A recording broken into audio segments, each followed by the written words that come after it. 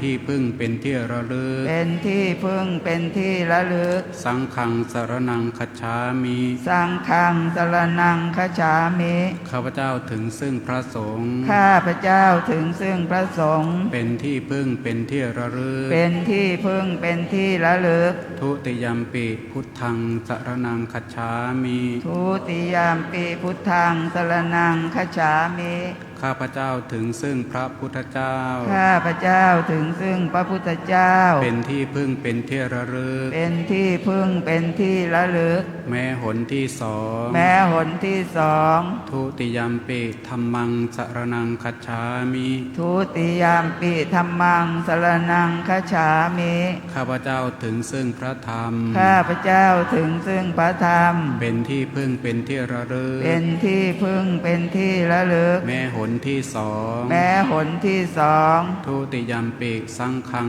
สรณังคัจฉามิทุติยามปิสังฆังสรณังคัจฉามิข้าพเจ้าถึงซึ่งพระสงฆ์ข้าพเจ้าถึงซึ่งพระสงฆ์เป็นที่พึ่งเป็นที่ระลึกเป็นที่พึ่งเป็นที่ระลึกแม้หนที่สองแม้หนที่สองตติยัมปิพุทธังสรณังคัจฉามิตติยามปิพุทธังสรณังคัจฉามิข้าพเจ้าถึงซึ่งพระพุทธเจ้าข้าพเจ้าถึงซึ่งพระพุทธเจ้าเป็นที่พึ่งเป็นที่ระลึกเป็นที่พึ่งเป็นที่ระลึกแม้หนที่สามแม้หนที่สามตติยัมปิธัมมังสรณังคัจฉามิตติยามปิธัมมังสรณังคัจฉามิข้าพเจ้าถึงซึ่งพระธรรมข้าพเจ้าถึงซึ่งพระธรรมเป็นที่พึ่งเป็นที่ระลึกเป็นที่พึ่งเป็นที่ระลึกแม้หนที่สามแม้หนที่สามตติยัมปิสังฆังสรณังคัจฉามิตติยามปิสังฆังสรณังคัจฉามิ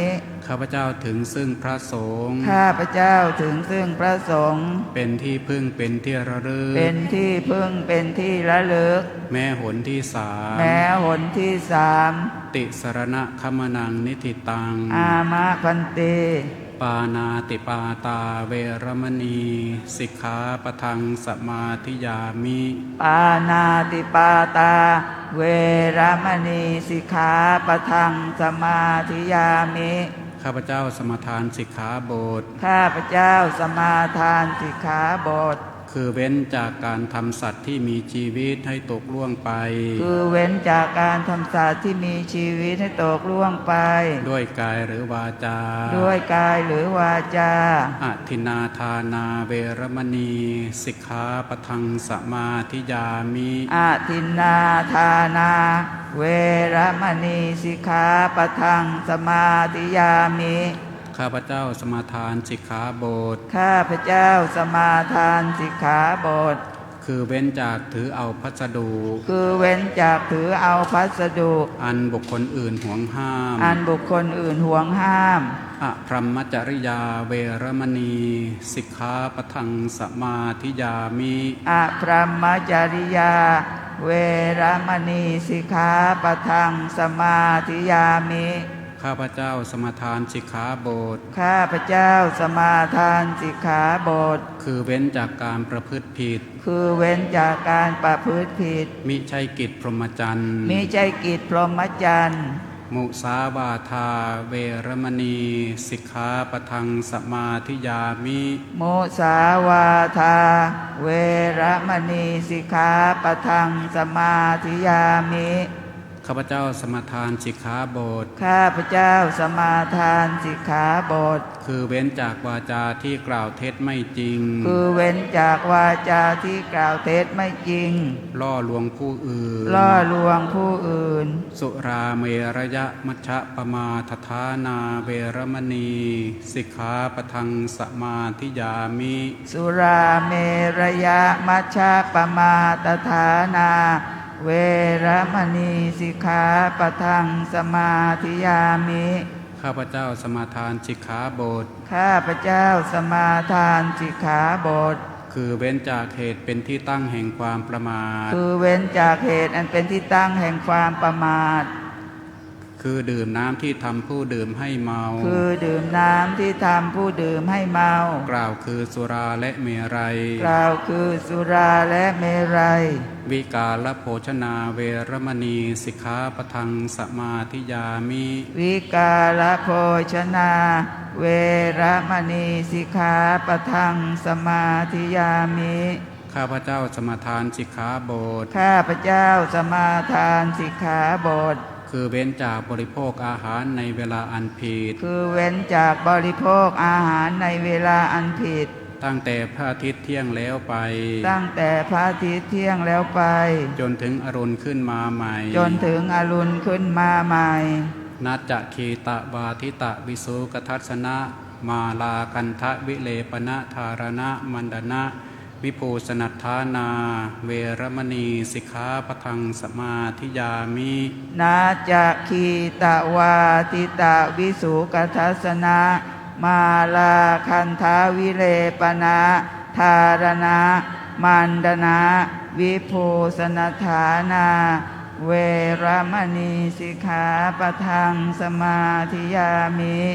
ข้าพเจ้าสมาทานสิกขาบท ข้าพเจ้าสมาทานสิกขาบท คือเว้นจากดูฟ้อนลำขับร้อง คือเว้นจากดูฟ้อนลำขับร้อง และประโคมเครื่องดนตรี และประโคมเครื่องดนตรี บรรดาข้าศึกแก่กุศล บรรดาเป็นข้าศึกแก่กุศล และทัดทรงตกแต่งประดับประดาร่างกาย และทัดทรงตกแต่งประดับประดาร่างกาย ด้วยดอกไม้และของหอม ด้วยดอกไม้และของหอม และเครื่องรูปไร้ให้เกิดยั่วยวนต่างๆ และเครื่องรูปร้ายให้เกิดยั่วยวนต่างๆ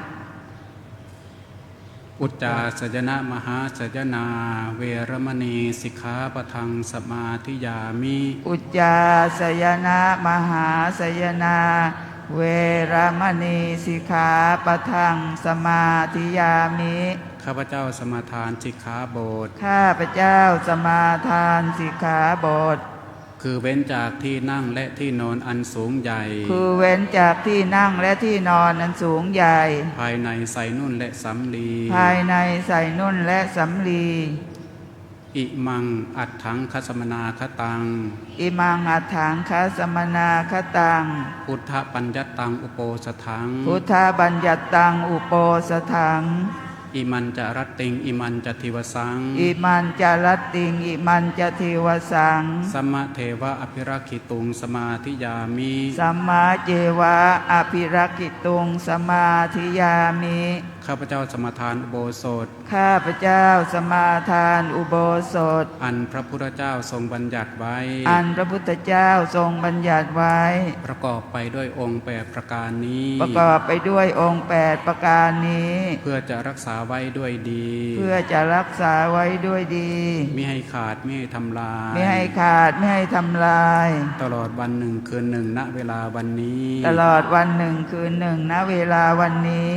อิมานิอัฏฐสิกขาปทานิอุโปสถะเสลวเสนะสาธุกังกัตวาอัปปมาเทนะรักขิตพานิ อามะพันเต ปานังนะหันเยนะจาตินะมาทิเย มุสานภาเสนะจะมัชฌโปชยาอะพรหมจาราวิระมยะเมตุนารัตติงนะปุญชยะวิกาลโภชนัง มาลานะธารานะจะคันทะมาจะเร มันเจฉะมายังวะสเยถาสันทเต เอตันหิอัตถังคิกะมาหุโปจะทังพุทเทนะทุกขันตะคุณาปกาสิตัง ตัดสมาหิตุมเหปิอิธานิสัพเพยะทาสมาธินะมิมังอุโปจะทัง เอกามปิอังคังอเวติกมิตวาสัทธาสถารคถาอปมัตตาสีเลนะสุขติงยันติ สาธุ สีเลนะโภคสัมปทา สีเลนะนิพุติงยันติตัดสมาสีลังวิโสทะเย สาธุพระมาจะโลกาเฮปติสัมปติการอันเฉลีอันที่วารังอายาจะทาสันติทสันตาปาราชาคชาติกา เทเสตุธรรมังอนุกรรมปิมังปัจฉังจาตุทัสสีบานนาราสียาจะปักขัดสะอัตถามิกาลาพุทเทนาบัญญันตาสัทธามัสสวนาสิเมจาตุทัสสีอายันธานิสัมปัตตาภิรักขิตาเตนายังปริสาธัมมังโสตุงอิทัสสมาคตาสาธุอโยทิคุสังโฆการโรตุธัมมาเทศนังอายัญจาปริสาสัพพาอาติกาตวาสุนาตุตัง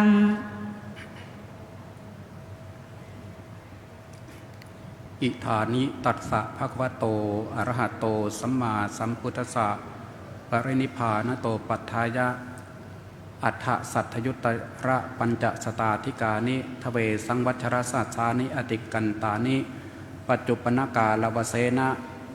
จิตตมาสัสสะฉัพพีสติมังที่นังวารวเสนะปนะโสระวาโรโหติเอวังตัสสะภะคะวะโตปรินิพพานาศาสนายุกาลัคขณนาสันลักเขตัพพาติสุภมัสดุพระพุทธศาสนายุกาลนับจำเดิมแต่การเสด็จดับขันธปรินิพพานแห่งองค์สมเด็จพระผู้มีพระภาคอรหันตสัมมาสัมพุทธเจ้านั้นบัดนี้ล่วงแล้วได้ 2,568 พรรษาปัจจุบันสมัยตรงกับวันเสาร์ที่ 26 เดือนเมษายนพุทธศักราช 2568 พระพุทธศาสนายุกาลนับจำเดิมแต่การไปที่เสด็จดับขันธปรินิพพานแห่งองค์สมเด็จพระผู้มีพระภาคเจ้าพระองค์นั้นมีนัยยะอันบัณฑิตจะพึงกำหนดนับด้วยประการฉนี้นะโมตัสสะภะคะวะโตอะระหะโตสัมมาสัมพุทธัสสะนะโมตัสสะภะคะวะโตอะระหะโตสัมมาสัมพุทธัสสะนะโมตัสสะภะคะวะโตอะระหะโตสัมมาสัมพุทธัสสะสัจเจอัตเถจะธัมเมจะอาหุสันโตปฏิทิตาติบัดนี้จักแสดงพระธรรมเทศนาในสัจธรรมกถาเพื่อฉลองศรัทธาและประดับปัญญาบารมีเพิ่มกุศลบุญญาราศีในการที่สาธุชนพุทธบริษัทมีใจประกอบด้วยกุศลศรัทธามาขวนขวายในการฟังธรรมเนื่องในวันธรรมสวนะณพระอุโบสถวัดพระเชตุพนวิมลมังคลารามอันการฟังธรรมนั้นจัดว่าเป็นมงคลอันสูงสุดย่อมก่อให้เกิดประโยชน์อันสูงสุดแก่ผู้ฟังดังคำที่ว่าสุดสูสังละพะเตปัญญังฟังด้วยดีย่อมได้ปัญญาอันสัจธรรมหรือสัจจะนั้นมีความหมายสองประการคือหมายถึงคำสัตย์อย่างหนึ่งหมายถึงความสัตย์อย่างหนึ่งในที่นี้ขอแสดงวิสัชนาในความหมายว่าความสัตย์อันความสัตย์นั้นคือความจริงสิ่งที่มีอยู่จริงสิ่งที่เป็นจริงความสัตย์นี้เป็นคุณธรรมสำคัญของสุจริตชนคนดีทั้งหลายคนดีย่อมยึดมั่นอยู่ในความสัตย์จะทำอะไรก็ทำจริงจะพูดอะไรก็พูดจริง จะคิดอะไรก็คิดจริงทำพูดคิดตรงและแน่วแน่ไม่วอกแวกแฉไฉออกนอกลู่นอกทางง่ายดังนั้นคนดีจึงได้รับความสำเร็จสมหวังได้ไม่ยากนักเพราะมีอัธยาศัยหนักอยู่ในสัจจะความสัตย์ดังที่พระวังคีสเถระพระสาวกของพระพุทธองค์ได้แสดงธรรมไว้ตอนหนึ่งซึ่งมีปรากฏในคุถกนิกายสุตตนิบาตดังที่ได้ยกมาเป็นนิเคปบทเทศนาว่า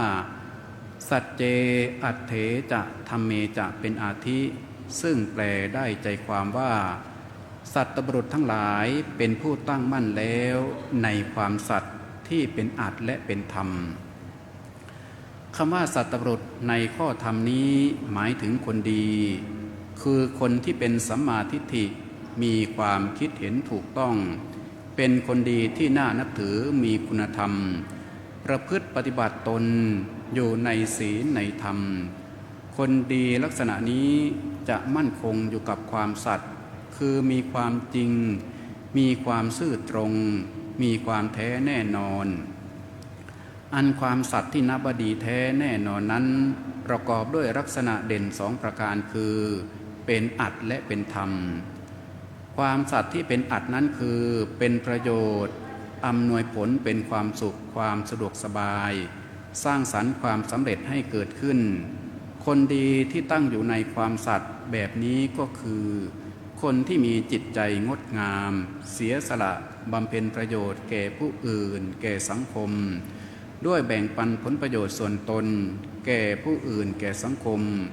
หรือเสียสละกำลังกายกำลังสติปัญญาช่วยเหลือเกื้อกูลผู้อื่นและสังคมส่วนความสัตย์ที่เป็นธรรมนั้นเป็นความถูกต้องไม่ผิดศีลธรรมไม่ผิดกฎหมายไม่ผิดระเบียบประเพณีเป็นไปตามคำลองครองธรรมเป็นที่ยอมรับกันโดยทั่วไปคนดีที่ตั้งอยู่ในความสัตย์แนวนี้ก็คือคนที่รักความถูกต้องทำแต่สิ่งที่ถูกต้องมีความยุติธรรมมีความเที่ยงธรรมปฏิบัติตนอยู่ในกรอบความดีงามยึดมั่นอยู่ในกฎหมายไม่หลบเลี่ยงกฎหมาย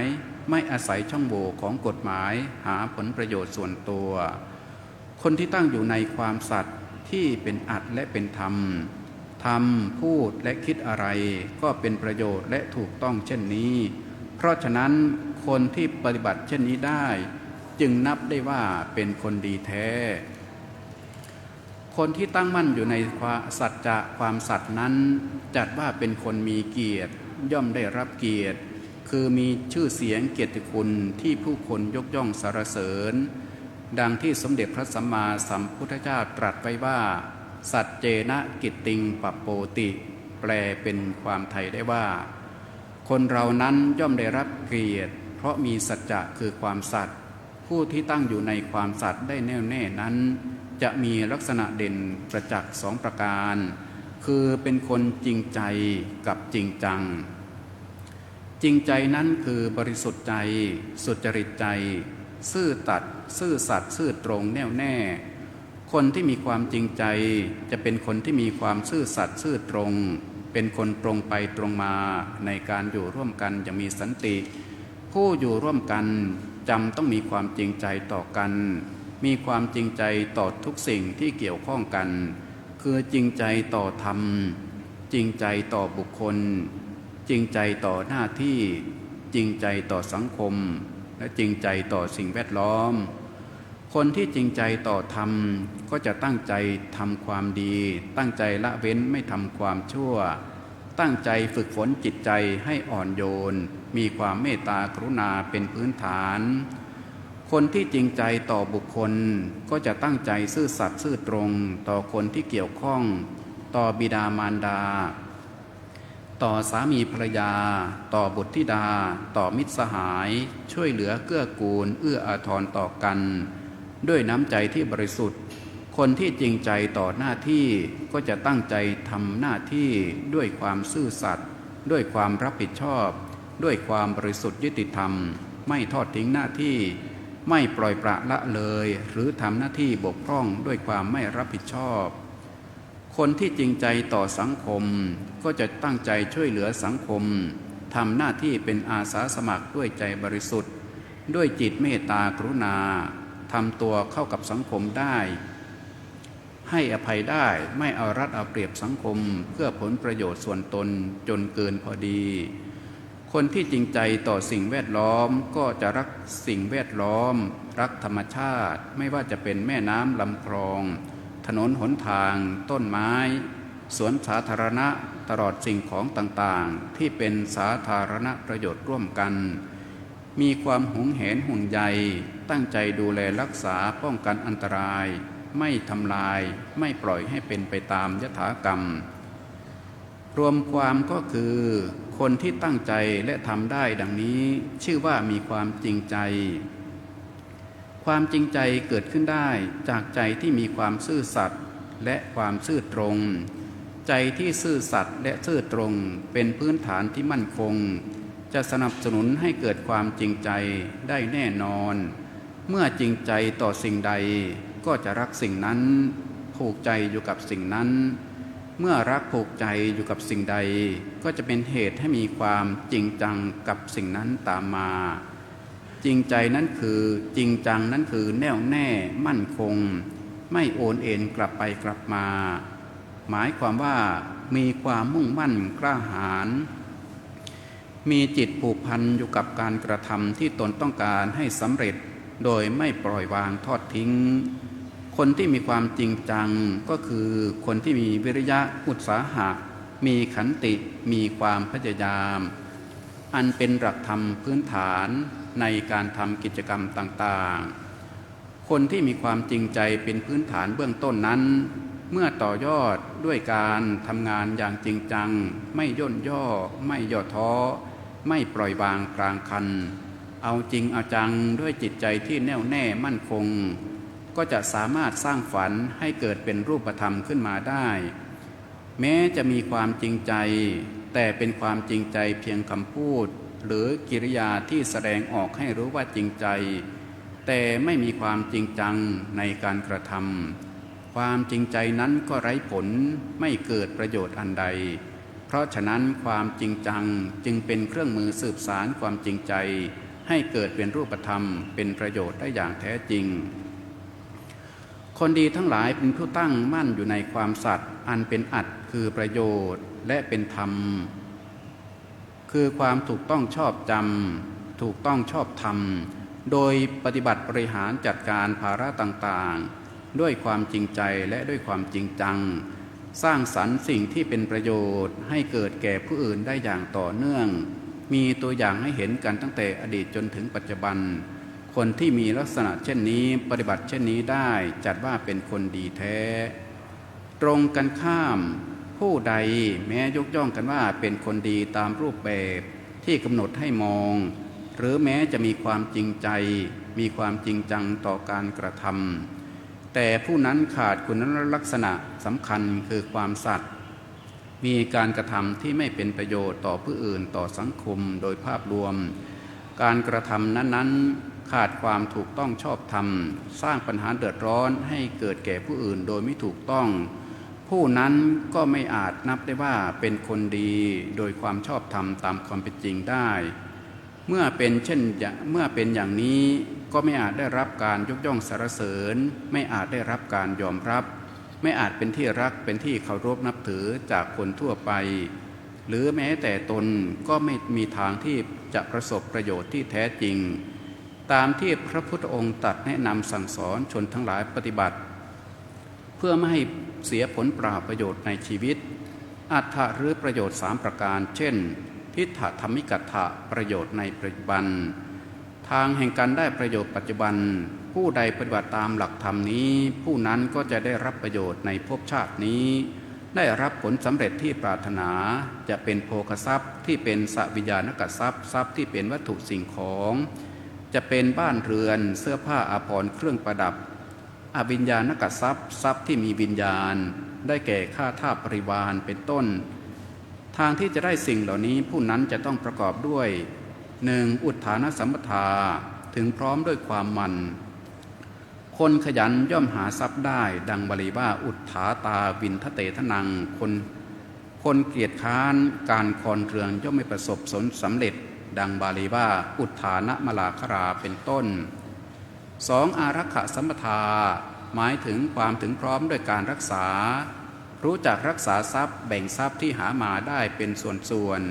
วนนี้เลี้ยงตนส่วนนี้เลี้ยงดูบุตรภรรยา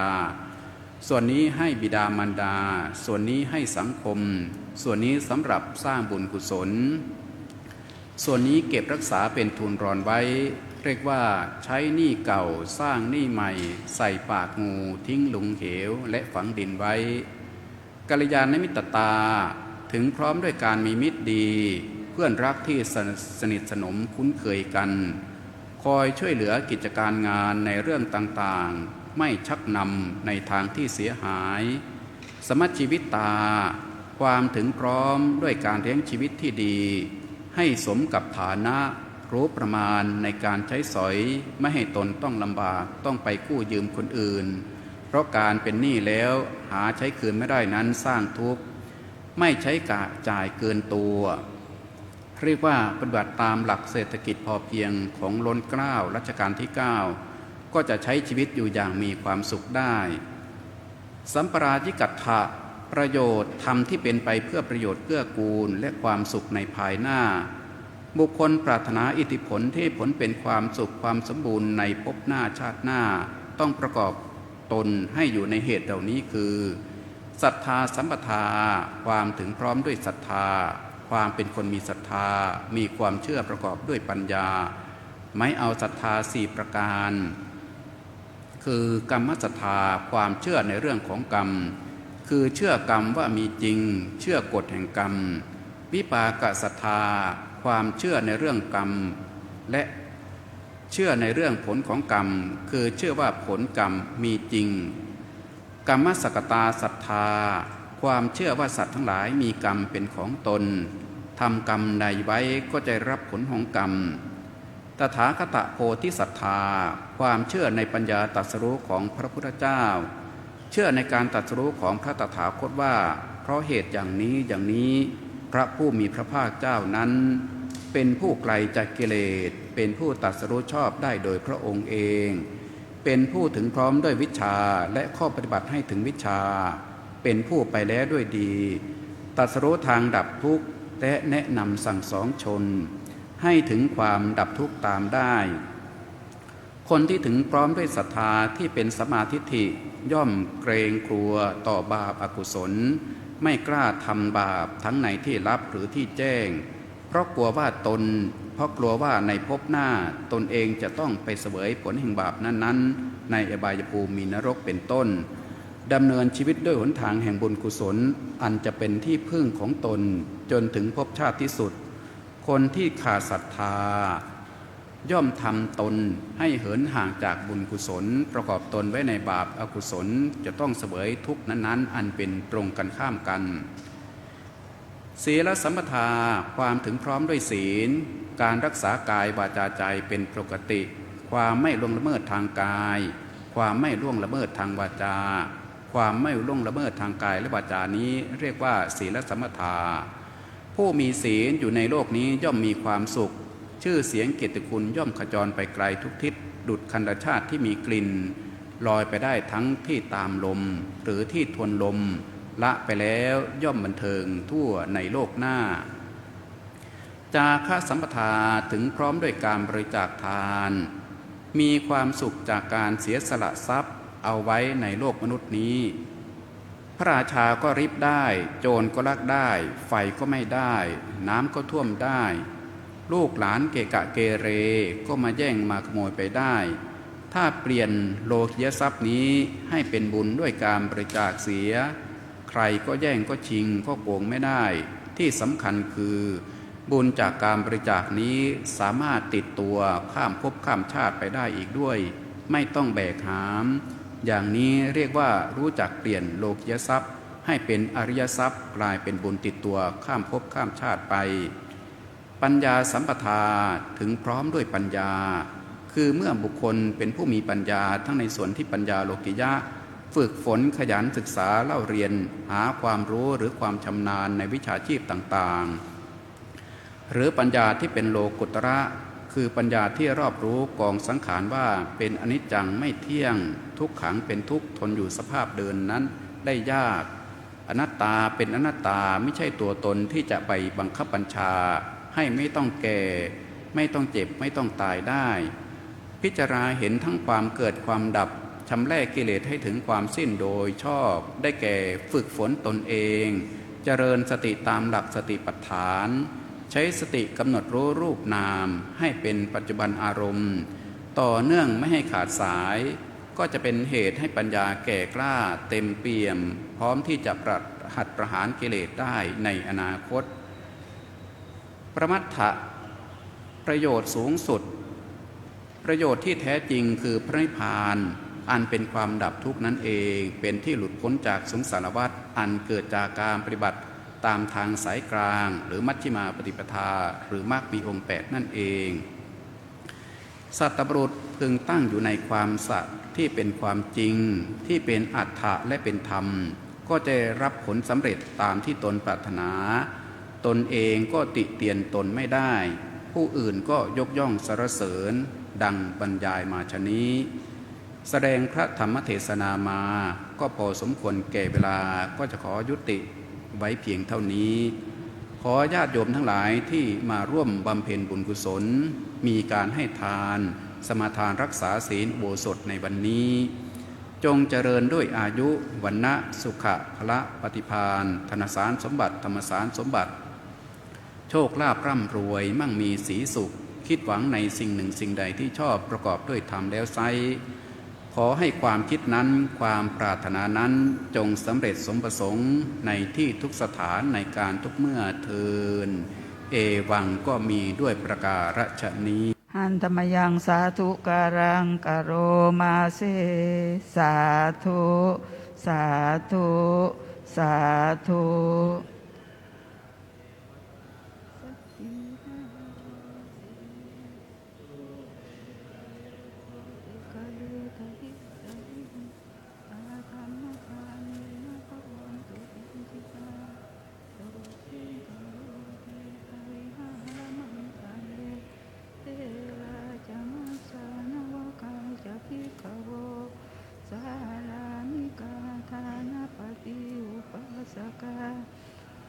จติสานิกมาจอิสาสัพพานาภูตาสุขิตาภวันตุเตชลาภุชาเยปิจันทสัมภวาคัมเสตชะตาตโวปปาสิกานิยานิกังธัมมวนังปฏิจเตสัพเพติทุกขสุกโรนตุสังขยังอาตุจิรังธรรมะสังโฆโหตุสัมมาโภวะอัฏฐายาจหิตายาจาอัมหิรักขตุสัทธัมโมสัพเพปิธัมมจาริโนพุทธิงสัมปะปุณยามะยาปะเวทิเตอะหังพุทธันจะธัมมันจะสังฆันจะสรณังคตาอุปาสิกตังเทเสสิงภิกขุสังคัสสะสัมมุขา เอตังเมสรนังเขมังเอตังสรณมุตตมังเอตังสรณะมาคัมมะสัพพะทุกขาปะมุจจเยยะถาภรังเจริยาหังสัมมาสัมพุทธัสสะสนังทุกขานิสรณะเสวะภาคีนิสังอนาคเตกาเยนะวาจายวเจตสาวาพุทเทกุกัมมังปกตังมยายังพุทโธปฏิคันหาตุอัจฉยันตังกาลันตะเลสังวริตุงวพุทเทกาเยนะวาจายวเจตสาวาธัมเมกุกัมมังปกตังมยายังธัมโมปฏิคันหาตุอัจฉยันตังกาลันตะเลสังวริตุงวธัมเมนวาจายวเจตสาวาสังเคกุกัมมังปกตังมยาสังโฆปฏิคันหตุอัจฉยันตังกาลันตะเลสังวริตุงวสังเคหันทธานิมยังพันเต อาปุจฉามะพหุกิจจามะยังพหุกรณียา